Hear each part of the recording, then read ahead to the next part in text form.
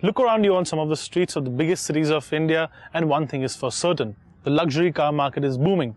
Now if you have about 30 lakhs to spend on a car in India, you would usually get yourself a big bulky SUV like the Toyota Fortuner or the Ford Endeavour.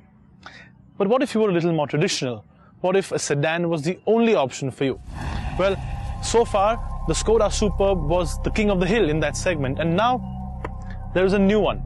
So let's see how it fares.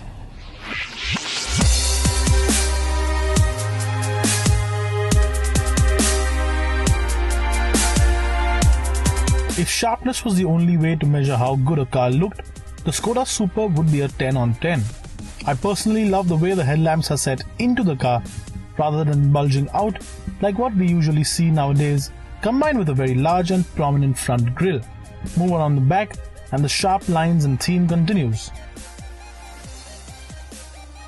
Now Skoda as a brand might not be very favorable with a lot of people, but we love how proportionate everything is, and that has always been a plus point of owning one. Now this is the top of the line version and the wheels on this are quite nice, but if you buy a cheaper version, the wheels could have definitely been a slightly better design. The creases are very prominent both on the boot lid and on the bumper, and the LED tail lamps do make the Superb look quite nice, especially when they're lit up at night.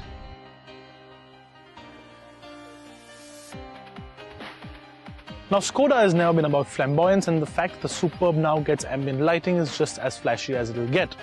What you do get is a very well laid out cabin that feels very airy and spacious. And now, since most of the people who buy this car are actually going to use the rear seats, let's talk about those first. Now in terms of overall space, the Skoda Superb pretty much outclasses everything else in its segment.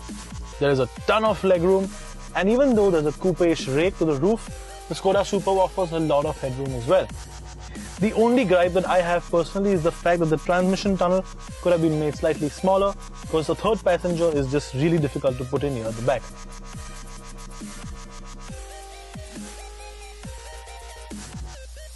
Now this car, being the top of the line L&K variant, you also get a lovely Canton audio system and high quality leather interiors.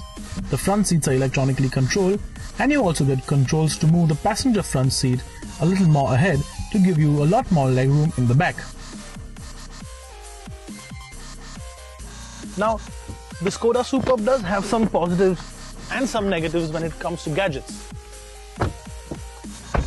The screen, for example, just isn't as big as you would expect for a car of this price range, but luckily it does get Apple CarPlay, and that is especially important because the standard UI for this car isn't very impressive.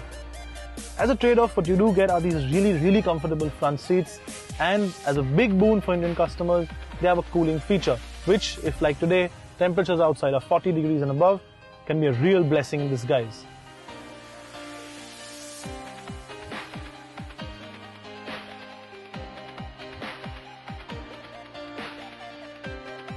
You can either have a 1.8 litre petrol that makes 180 PS of peak power and 320 Newton meters of peak torque if you choose the 6-speed manual, or 250 Newton meters of peak torque if you choose the 7-speed automatic. The one we have here today is the more popular 2-litre diesel. In terms of figures, what you get is 177 PS of peak power and 350 Newton meters of peak torque, made it to a 6-speed automatic. And of course, the gearbox isn't just a normal unit, it's a double clutch DSG automatic, and you also get paddle shifts. Power delivery in general is very linear, and the car feels as quick as a train. Now considering the fact that this car is quite large, it actually even goes like one. Now, as we mentioned earlier, most people who are actually going to buy this car are going to be sitting in the back. But if you're one of the few that's going to be driving it, it's a good thing, especially if you're going to be driving across long distances. For example, this would be a great car to hop in and drive straight to Delhi.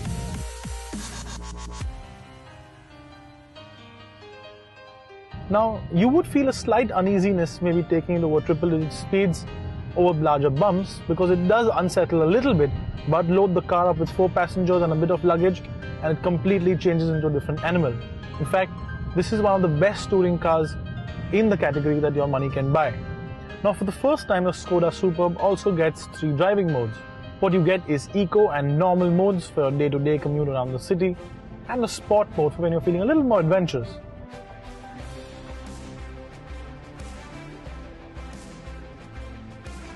So what are the major changes? Well, for starters, your gearing is different in terms of the way the car shifts its gears. Sport mode, of course, holds it a lot longer, lot sportier, and your steering feedback improves. But beware, in sport, the car does get a little difficult to drive in start-stop traffic.